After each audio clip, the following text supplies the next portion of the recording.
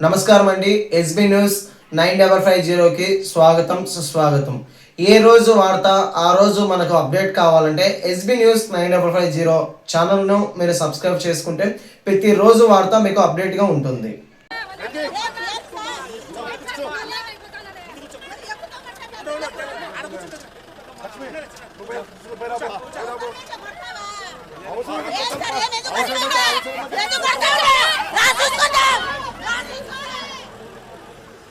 నగర మహిళా అధ్యక్షురాలు ఉన్నారు. ఏమ్మా ఎందుకు అడ్డుకుంటున్నారు మీరు ఆందోళన?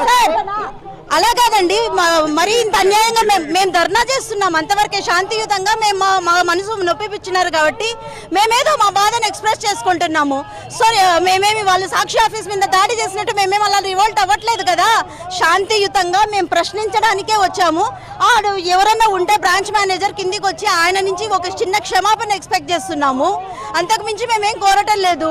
అన్యాయంగా ఇలా వచ్చిన వాళ్ళని వచ్చినట్లు ఏమన్నా మా చేతుల్లో ఏమన్నా ఆయుధాలు ఉన్నాయా లేకపోతే ఏమన్నా ఉన్నాయా? శాంతియుతంగా వచ్చాము, శాంతియుతంగా 4 మాటలు మాట్లాడతాం, వెళ్ళిపోతాం. పట్ల ఈ కూటమి ప్రభుత్వానికి ఎటువంటి రక్షణే లేదు.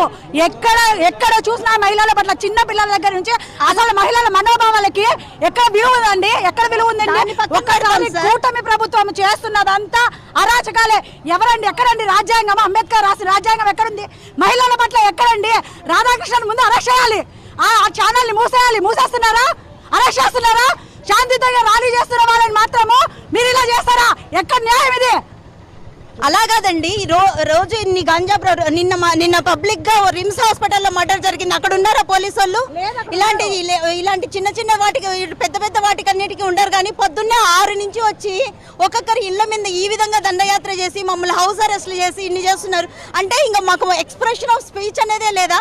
మాకున్న స్వేచ్ఛను మేము బయట బహిర్గతంగా చెప్పుకోవడం అనే కాన్సెప్టే లేదా?